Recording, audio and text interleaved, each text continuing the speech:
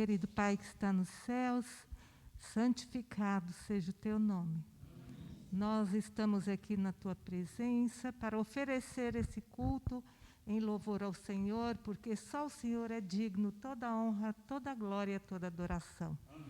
Agradecemos ao Senhor pelo bom dia que passamos, por esse grande privilégio também de podermos estar aqui na tua casa de oração. Abençoa cada irmão que aqui está, cuida dos nossos irmãos que estão em casa também, cuida dos enfermos, aqueles que estão tristes, enlutados, os alcance também, e esteja com o pregador dessa noite, o irmão Jonas, para que ele possa ser inspirado pelo teu Santo e Bom Espírito. Derrama o teu Espírito Santo sobre nós também, para que possamos entender a mensagem que o Senhor tem para nós hoje. Nós não merecemos nada, mas pedimos ao Senhor que perdoe os nossos pecados, para que nossas orações possam chegar até teu trono de graça. Essas bênçãos nós te rogamos, já agradecidos, em nome do Senhor Jesus. Amém.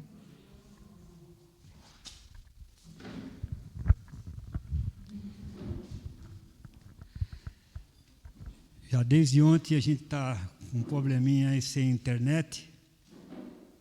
E parece que hoje também. Então quem está lá de casa não vai poder assistir o culto. Mas não foi por falta de pagamento, não, irmão. O Edson acertou tudo direitinho, mas é problema na internet aí. Mas não se preocupa não, seu Jonas. Você veio trazer a mensagem será dita aqui. Pode vir, seu Jonas. Que Deus possa estar te abençoando, que você venha trazendo uma mensagem confortadora para a nossa igreja aqui. Deus abençoe.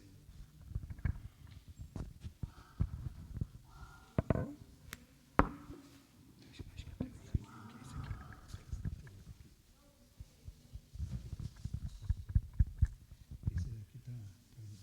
higienizado.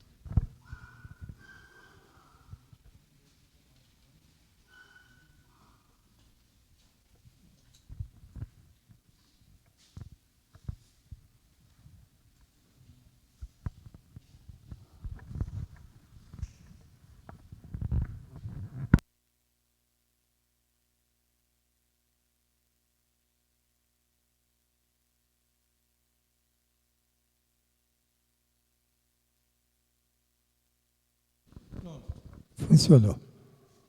Se não ligar, não funciona, né? É muito bom estar com vocês que fazem parte da minha família espiritual. Nós temos aqui pessoas que moram no meu coração. Aliás, todos vocês, mas nós temos um carinho muito especial, mais por uns do que pelos outros, pelo tempo de convivência, não é verdade? Nós vamos abrir nossa Bíblia em Gênesis capítulo 5, para nós entendermos um pouco.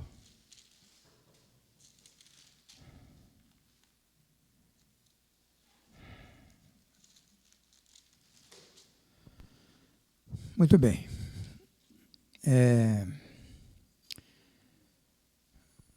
Sabe que ontem eu estava ouvindo a FM, a Band News FM, e estava dizendo de um lugar temático que tem aqui em Campos do Jordão. E eu vi lá uma pessoa contando ali o que tinha ali, a pessoa quase chorando de tanta emoção de poder estar ali. E eu pensei, que lugar será que é esse? E aí eu entendi. Aí quando ele completou a história, estava falando que era um local onde existia como se fosse um museu de Harry Potter. E as crianças dizendo que amavam Harry Potter, e o pai da criança dizendo que também que era o sonho dele estar naquele local lá, e fez muitas economias para levar a família. A pergunta que nós temos que fazer para nós mesmos, e depois de cantarmos esse hino tão gostoso, quem é que nós procuramos imitar, quem é que nós admiramos. Hoje, hoje o meu vizinho, era mais ou menos 12h30, quase 1h, estava acabando a corrida de Fórmula 1 pela televisão. Eu estava fazendo um serviço em casa e faltou uma ferramenta. Eu fui lá falar com ele se ele podia me emprestar, e ele estava assistindo lá a Fórmula 1, e eu falei assim: rapaz, eu sou fã desse Lewis Hamilton. Falei, puxa vida, o rapaz é bom mesmo, né? Já foi campeão 7 vezes, o cara é muito bom. E recentemente eu estava com o meu filho aqui no Shopping Cantareira, e ele falou: pai, eu quero te mostrar uma coisa que eu quero muito. Eu falei, tá bom, João, vamos lá ver. Quando chegou lá, ele me mostrou, era uma roupa do Naruto, um personagem de desenhos, e ele é fã do Naruto. Eu falei, filho, mas o que esse cara tem de bom para você gostar tanto? Ele, pai, ele é legal, eu quero comprar essa roupa. E você tem dinheiro? Eu tenho, pai. E agora? Você vai comprar? Vou comprar. Pagou R$150, o dinheirinho que ele ganhou de presente de aniversário, numa capa, assim, uma coisa muito feia, na minha opinião, mas que para ele é o máximo. Né? E nós temos pessoas de todas as maneiras que nós podemos nos fixar a nossa mente e admirá-los e amá-los e até mesmo adorá-los. Essa é a verdade. Não sei se alguém aqui lembra da Copa do Mundo de 2002, quando o Ronaldo Fenômeno cortou o cabelo igual o cabelo do Cascão. Lembra? Foi uma febre no mundo inteiro. As pessoas cortando o cabelo igual o Ronaldo Fenômeno. Que poder de persuasão e esse homem tinha também. Agora não tem mais tanto, mas tinha. Aí eu fico pensando, em quem o cristão deve se fixar para ser um exemplo? Nós temos Jesus como nosso exemplo supremo, mas quando nós falamos em seres humanos, aqui em Gênesis capítulo 5, tem o começo da história da humanidade de todos os patriarcas, com exceção de Abraão, Isaac e Jacó e José, que foi o último patriarca. Nós temos ali, então, Adão como primeiro patriarca, que depois de 130 anos ele gerou um filho, né? A sua semelhança, conforme a sua imagem, ele chamou Sete. 130 anos depois, depois de ter nascido Caim, né? É interessante que eu estava ouvindo o pastor Rodrigo Silva falando hoje, enquanto eu trabalhava, eu coloquei lá as palestras dele, e ele disse que quando Eva teve Caim, ela falou assim, hoje me nasceu o Senhor. Ela já pensava que Caim, o primeiro filho dela, era o Messias. É interessante pensar isso. E que quase 2.000 anos depois, teve o dilúvio, 1.500 anos depois, né? 500 e poucos anos depois, começou a nascer o povo hebreu. 2.000 anos depois, nasceu o Messias. Então, a diferença do nosso tempo para o tempo de Deus é muito grande.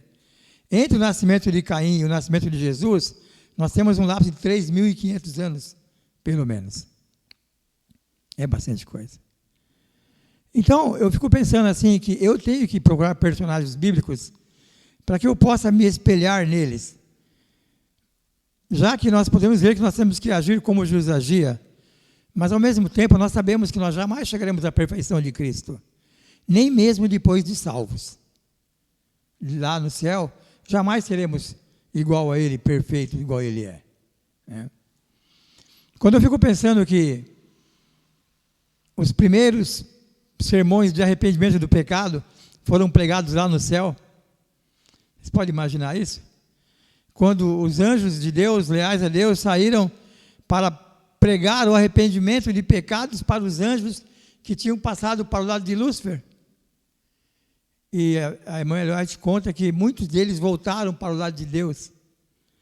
Já estava quase 50%, 50%, quando os anjos de Deus saíram para pregar o arrependimento e voltou uma boa parte para Deus de novo, e somente uma terça parte ficou com Lúcifer e estão conosco nessa terra para nos atentar, né? Para sugestionar nossa mente. Nós temos lá, então, o primeiro patriarca foi Adão, o segundo foi Sete, que eu li aqui, né? Nasceu de Sete. Depois, nós temos Enos, Cainã, Maleleu, Jared, Enoque. Enoque é um caso especial. É um caso especial. Por que é especial? Porque ele é o ser humano vivo mais velho da terra. Todos os outros morreram.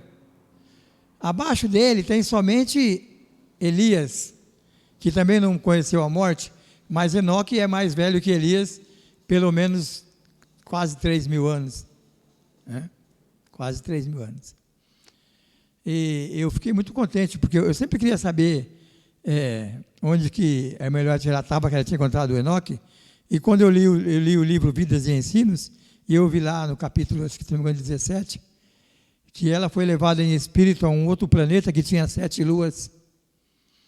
E ali ela encontrou o velho Enoque. Ela fala assim, que ela encontrou o velho Enoque e conversou com ele. Conversou com ele. Ele perguntou, você mora aqui? Não, eu moro na Cidade Santa, na Nova Jerusalém. A cidade que está preparada desde antes da fundação do mundo para os salvos que serão redimidos por Jesus na volta dele. E Enoque, com 375 anos, ele foi trasladado, está lá em Gênesis 5, verso 10, 5:18. Enoque foi trasladado e não se achou mais a sua existência na terra, por quê? Porque ele foi para os céus.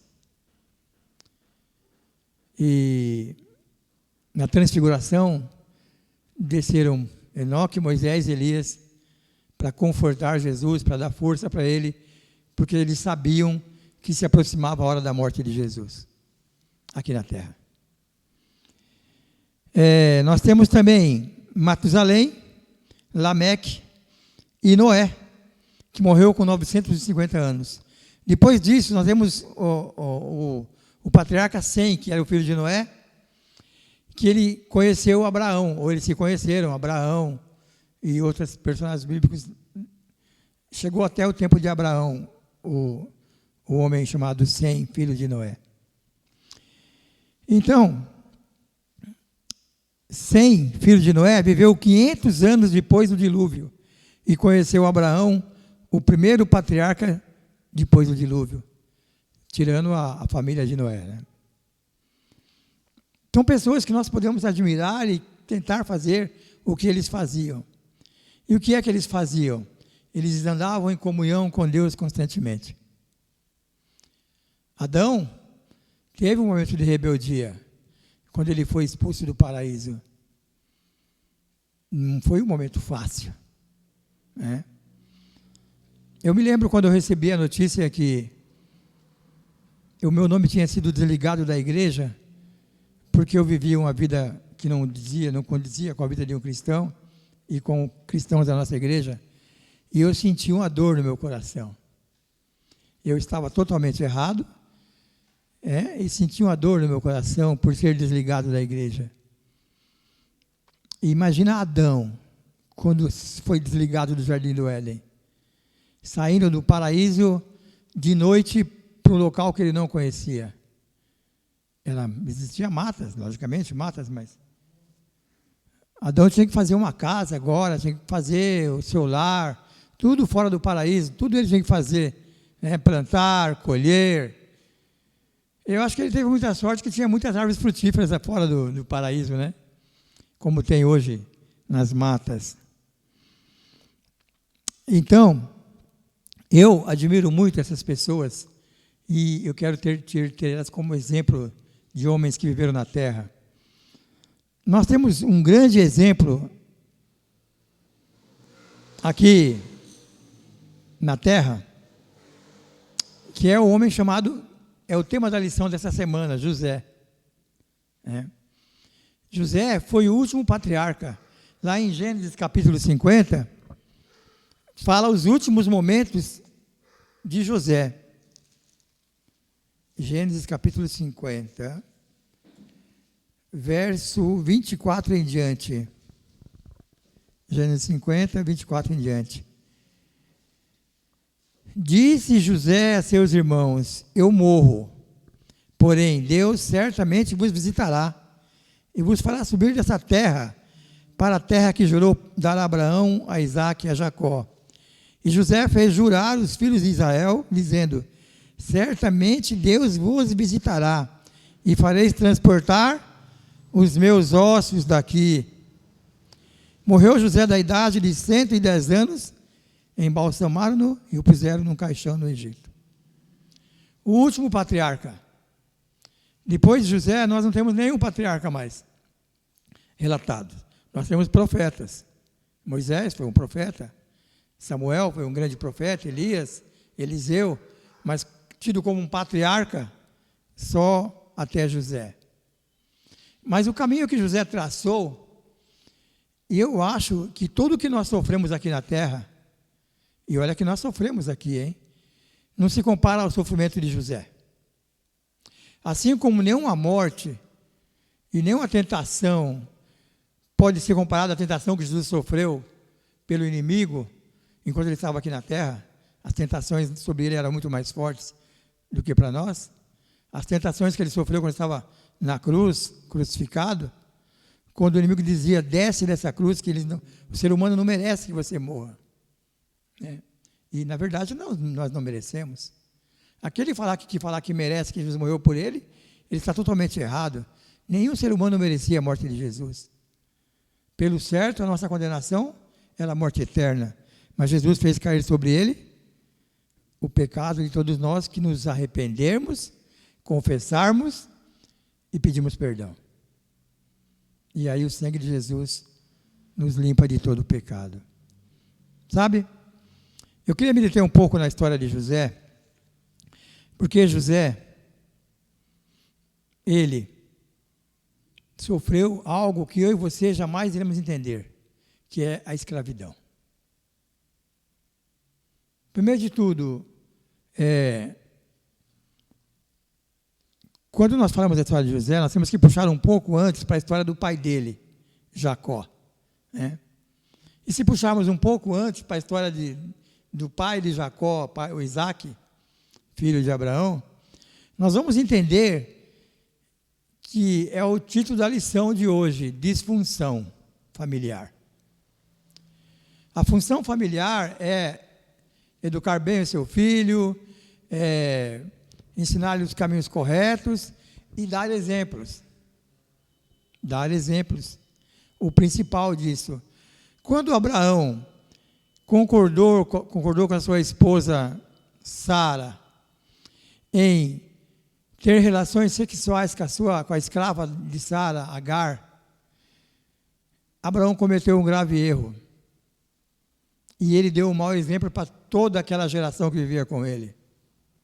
Nasceu Ismael.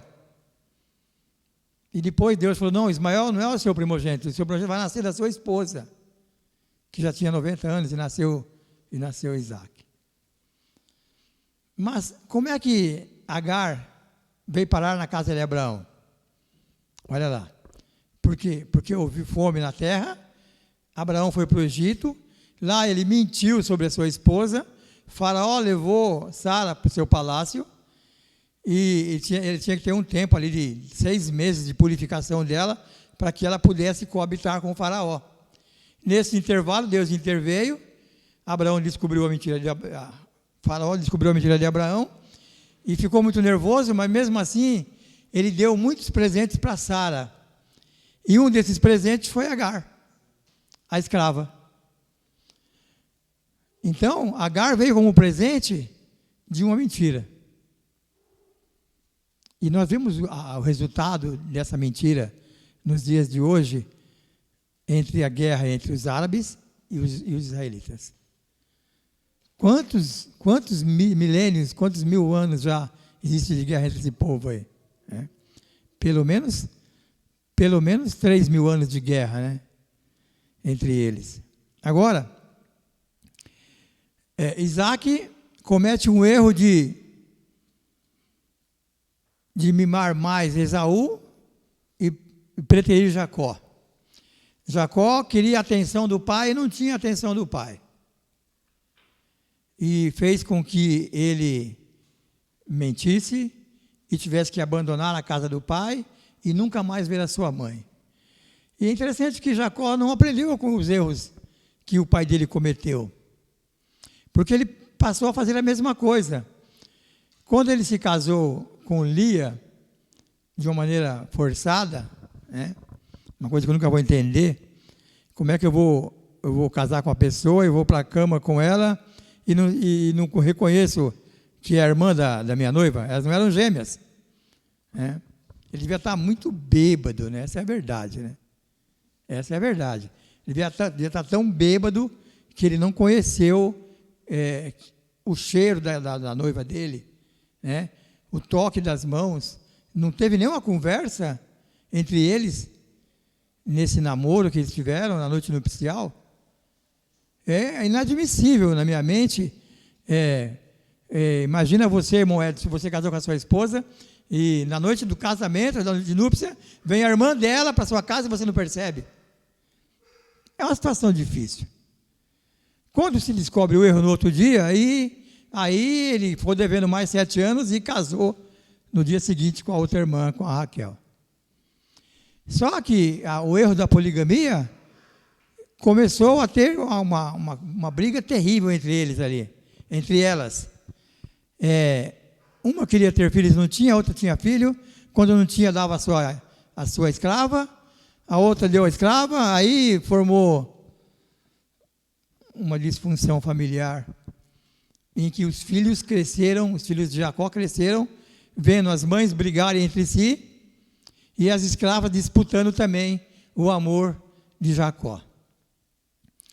Como cresceram esses filhos? Vendo toda essa confusão. Cresceram rebeldes e raivosos. Rebeldes e raivosos. Só que José era diferenciado desde criança. Os irmãos aprontavam e José não aprontava. José tinha interesse em ter conhecimentos, em ler, escrever, fazer contas, conhecer o idioma, escrever. E os irmãos não queriam saber nada disso. Quando José viu o que seus irmãos faziam e roubavam o pai dele, enrolando o pai nas contas, ele falou para o pai o que estava acontecendo e gerou um ódio muito grande dos irmãos.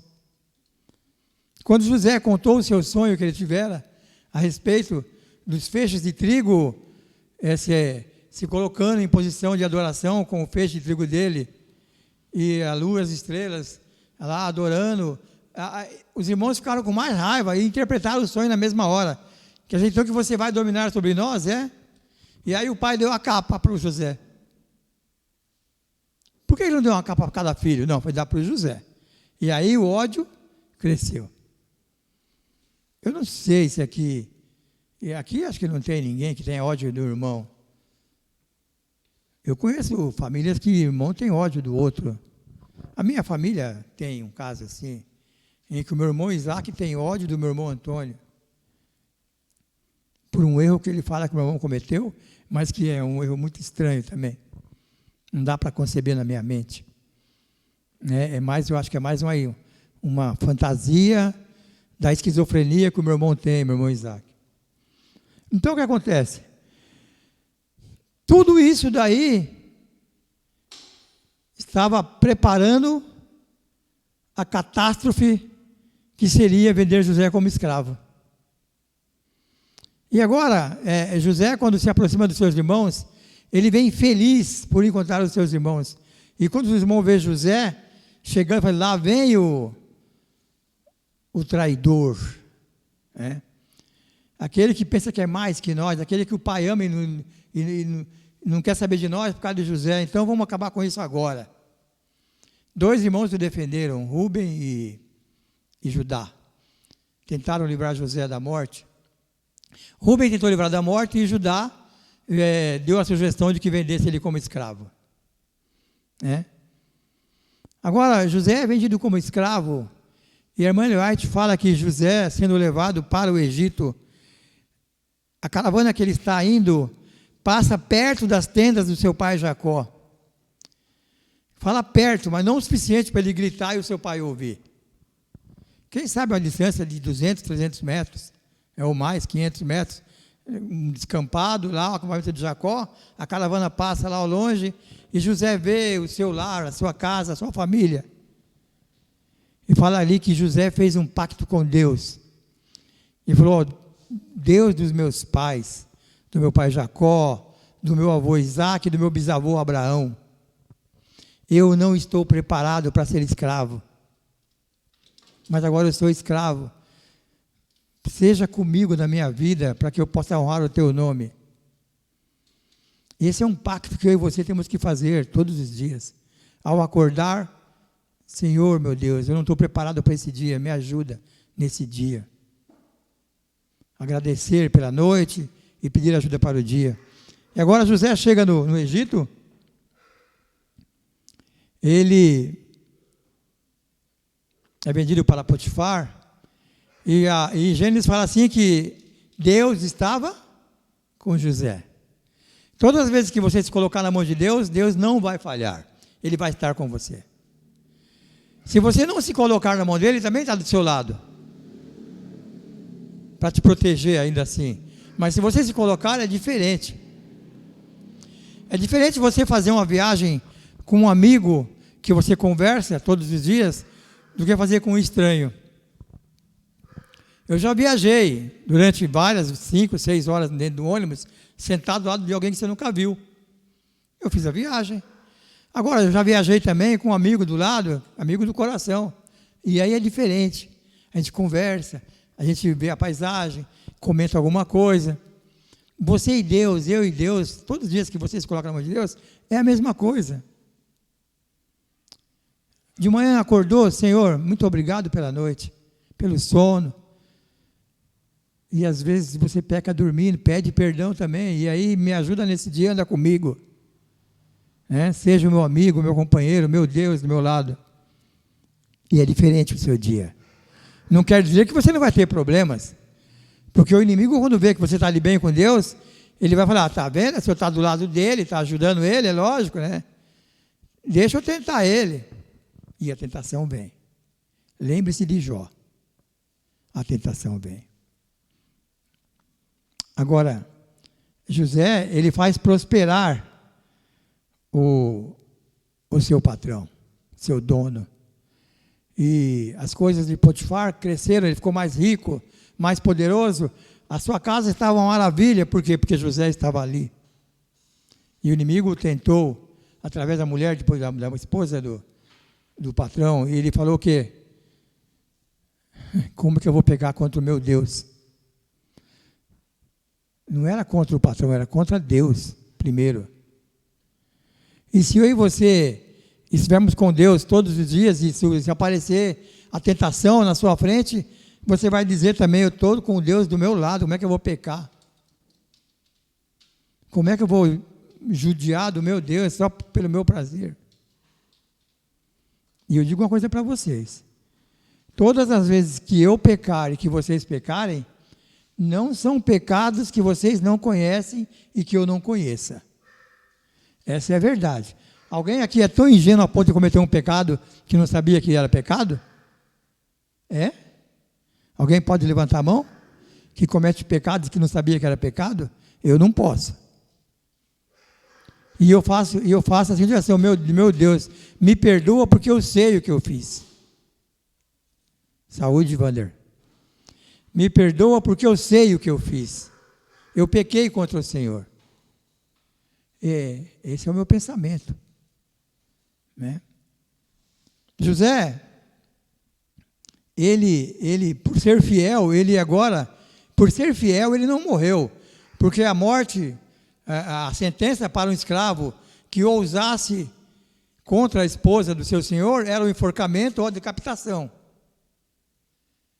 E seria esse o castigo dele, mas como Potifar gostava muito dele e também já desconfiava da sua esposa, ele mandou José para a prisão perpétua. foi para a cadeia para morrer na cadeia. E ali ele ficou 10 anos. 10 anos preso. Que tristeza. 10 anos. Até que aconteceu os sonhos do copeiro e do padeiro. Ele explicou qual é o resultado. Um morreria, outro seria restaurado ao palácio. E o copeiro que foi restaurado falou assim: olha, não se esqueça de mim, fala para o faraó do meu caso, que eu sou inocente, eu estou aqui. E o copeiro disse: eu vou falar, mas não falou. Passou mais 2 anos. E agora Deus resolve intervir. E queridos, todas as vezes que aparecem coisas boas na sua vida, é porque Deus resolveu intervir para melhorar a sua vida. Apareceu um bom negócio, foi Deus que colocou o bom negócio. Se vier um mau negócio, não foi Deus que colocou. Semana retrasada, eu entrei num mau negócio. Desempregado, apareceu um serviço que valia pelo menos 10 mil reais. Eu dei o preço, o cidadão chorou, ficou pela metade do preço. Eu trabalhei 1 semana com um ajudante, daí eu estava retirando uma piscina do local, uma piscina muito grande, de fibra, e só em 2 não conseguia tirar. A gente tirou toda a terra em volta dela, mas ela não saía, não dava para movimentar. Aí eu falei assim: você tem que contratar aí umas 4, 5 pessoas para ajudar você a tirar. Eu falei: então eu preciso de dinheiro para contratar essas pessoas, porque eu não posso pagar, eu não tenho dinheiro para pagar essas pessoas. Eu falei: não, só dou dinheiro quando você acabar o serviço. Eu falei: bom, então, já que é assim, eu não posso continuar. Eu vou parar o serviço, você vê quanto você quer me pagar pelo que eu fiz, aí está tudo bem. Tinha trabalhado 1 semana com o meu ajudante. Aí sabe o que ele falou? Eu não te devo nada. Você abandonou o serviço, o problema é seu, não te devo nada. Não me deu nada. E agora o meu ajudante queria dinheiro, deu um pouquinho de dinheiro para ele. Não tenho, o cara não pagou. Eu vou te dar um pouquinho, passar meu cartão, fazer uma compra para você e vamos ver. É interessante que no mesmo dia que eu fui começar esse serviço, apareceu um outro serviço melhor. Mas eu quis segurar os 2. Deus viu que eu estava entrando num lugar errado para trabalhar e me mostrou um melhor. E eu falei para o melhor assim: ó, me espera 2 semanas, 1 semana e meia, 2, que eu estou acabando o serviço aqui, e aí eu vou começar o seu. E aí aconteceu esse problema aí. Se eu quiser receber, eu tenho que acionar a justiça, né, para receber. E é tão pouco, né, 1 semana de serviço, né?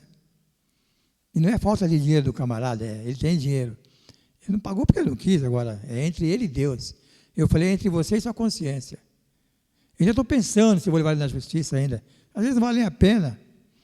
Eu aprendi na minha vida que o perdão é muito mais barato do que ficar remoendo aquilo lá. Vai fazer mal para mim, vai atacar o meu fígado, os meus rins, o meu cérebro.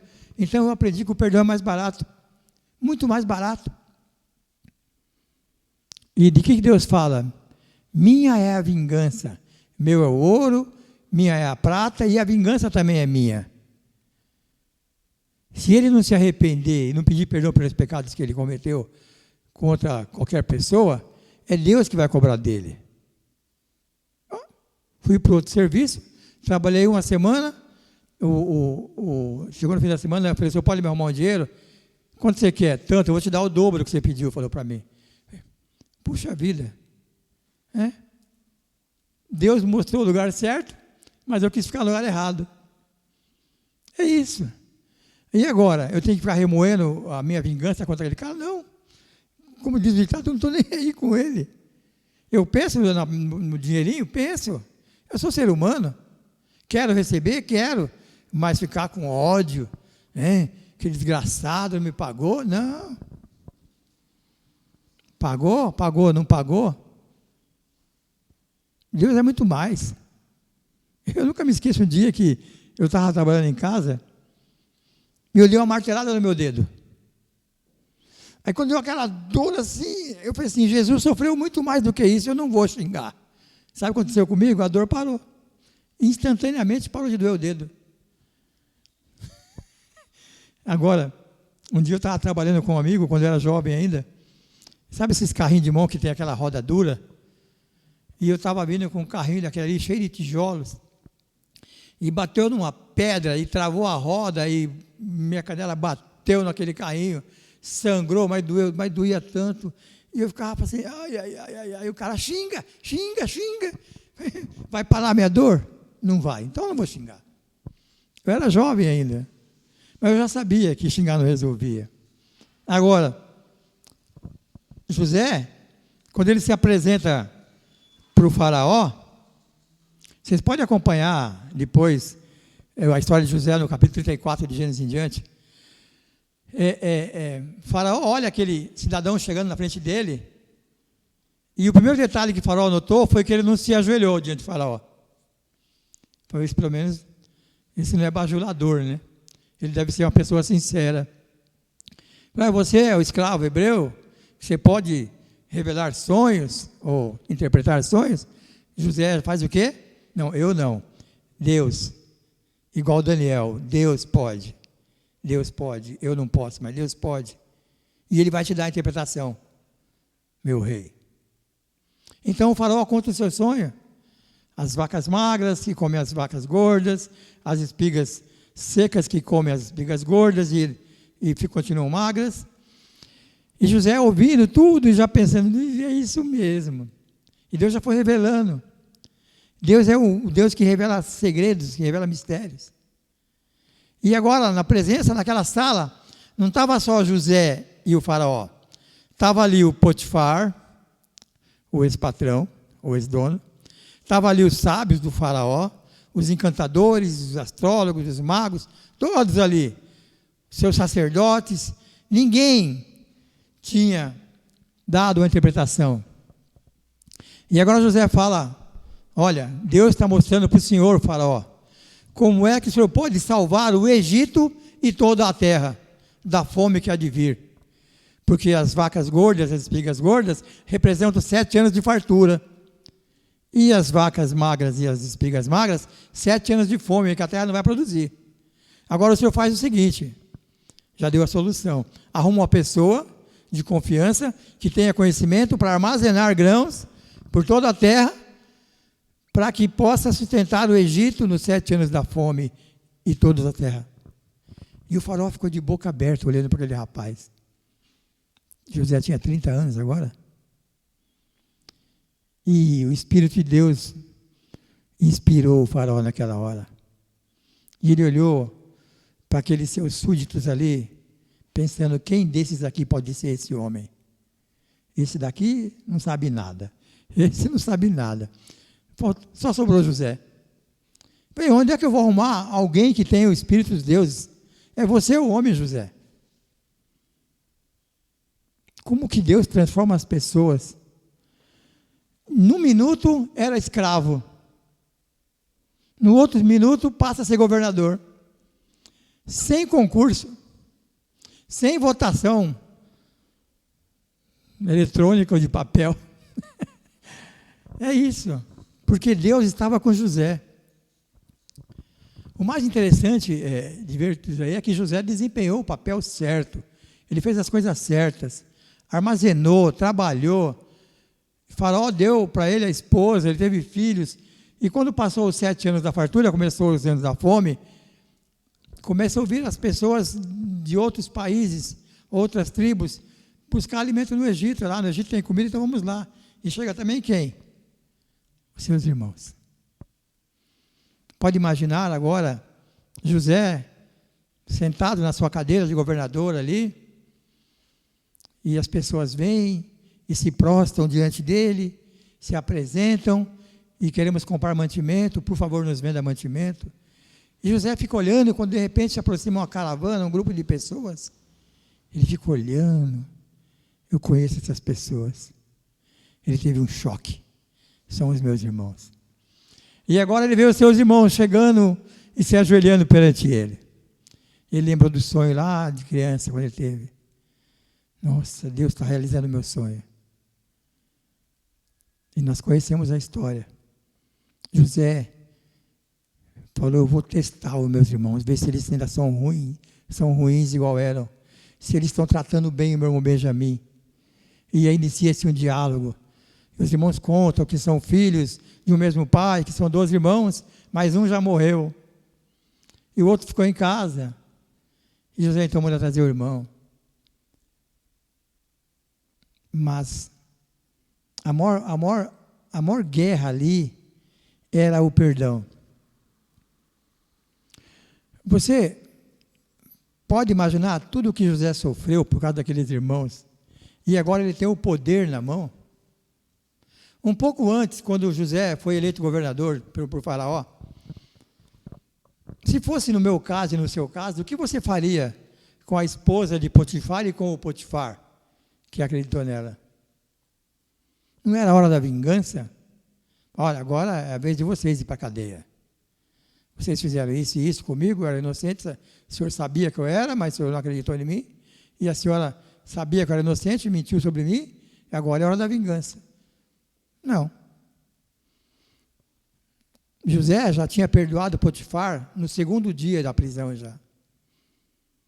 Aliás, no primeiro dia. Porque José também entendia a situação de Potifar. Como difamar a esposa e eleger o escravo. E havia dúvidas. Agora, quanto à mulher, era diferente o caso. Mesmo assim, José não fez nada. Pelo contrário, promoveu o Potifar.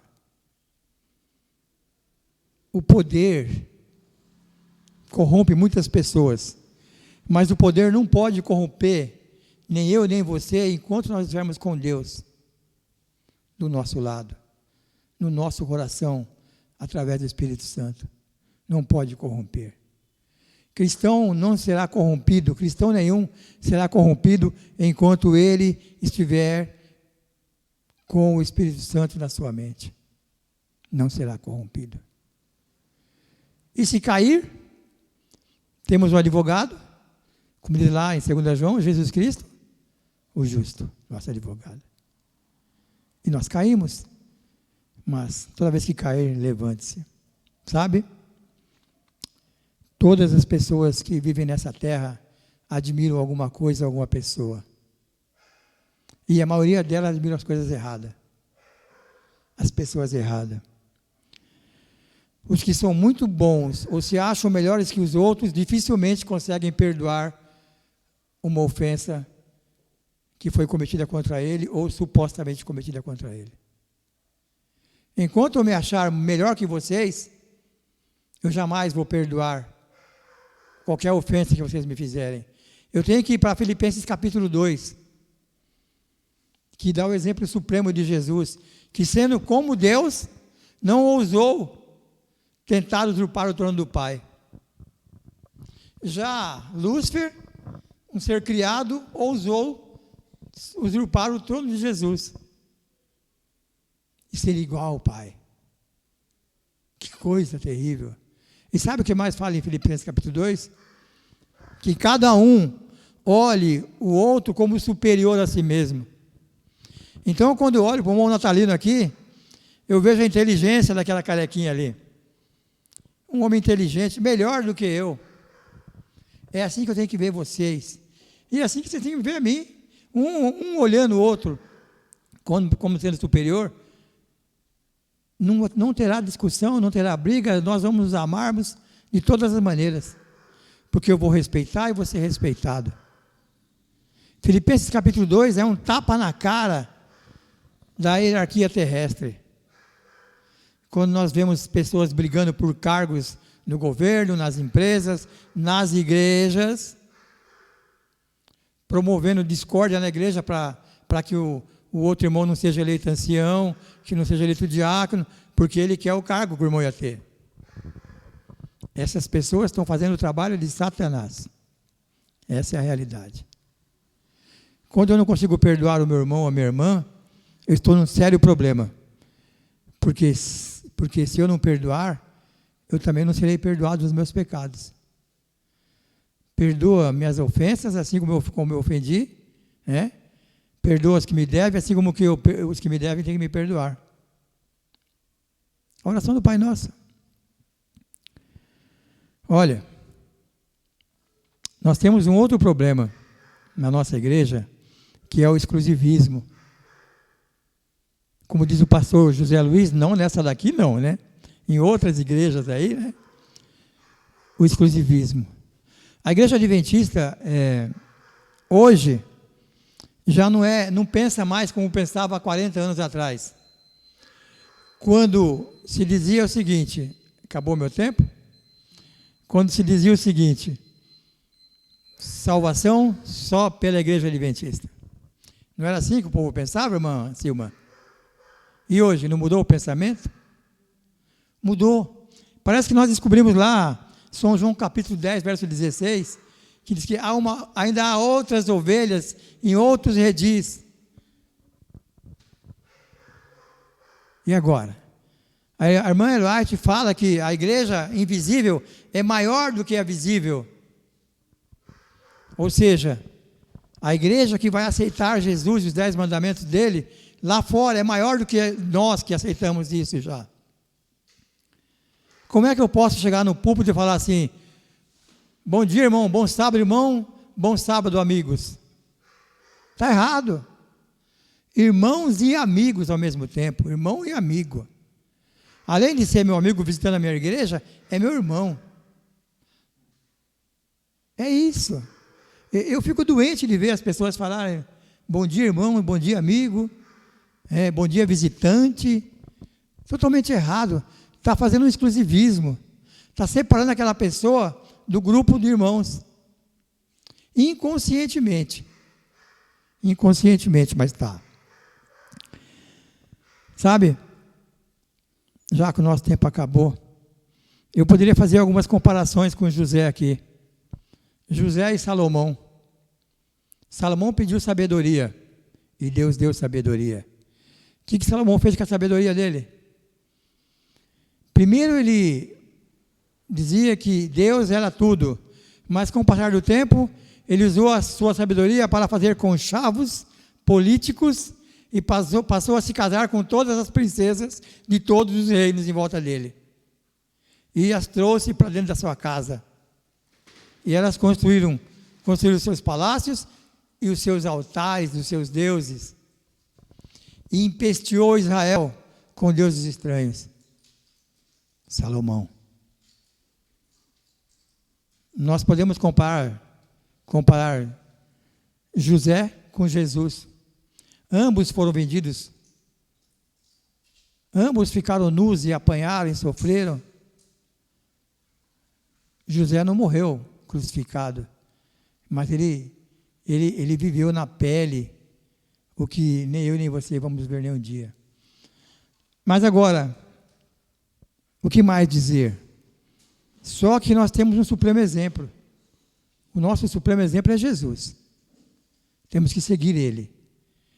Mas, como seres humanos, nós temos que olhar para os nossos irmãos, não para dizer que ele é tudo, porque eu conheço casos de irmãos que eram tudo na igreja, e um dia eles caíram, e quando ele caiu muita gente junto com ele. Como é que pode? Esse homem era pastor, e fez isso daí, não vou mais nessa igreja. Vocês conhecem exemplos na nossa igreja disso daí? Exemplos recentes.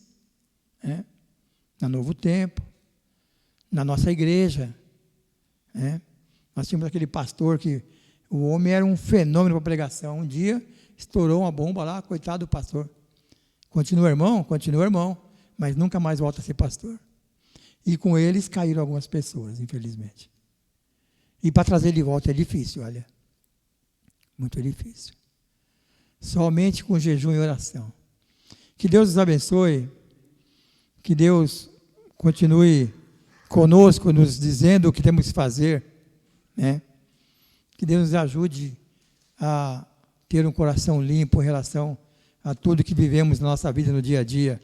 E no nosso dia a dia, nós podemos ser felizes e podemos ficar infelizes por erro nosso ou por erros de outras pessoas. E aí cabe a nós pedir o perdão e orar pelos inimigos. Que Deus seja louvado. Vamos louvar?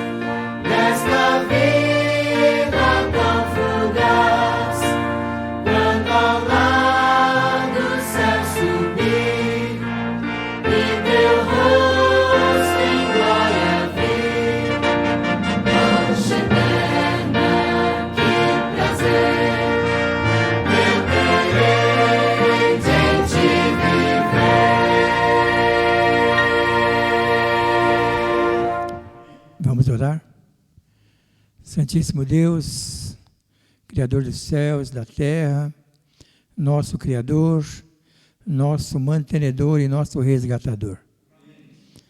Nós queremos dizer que nós o amamos e confiamos em Ti. O Senhor é o nosso escudo, é a nossa proteção, é o nosso dia a dia. Te peço, Senhor, em nome de Jesus, que o Senhor estenda as Tuas bênçãos, porção dobrada do Santo Espírito para cada pessoa que está aqui e para suas famílias também. Te peço também que nos dê uma boa noite de sono, uma ótima semana de trabalho, na Tua presença, e te rogamos isso em nome de Jesus. Amém.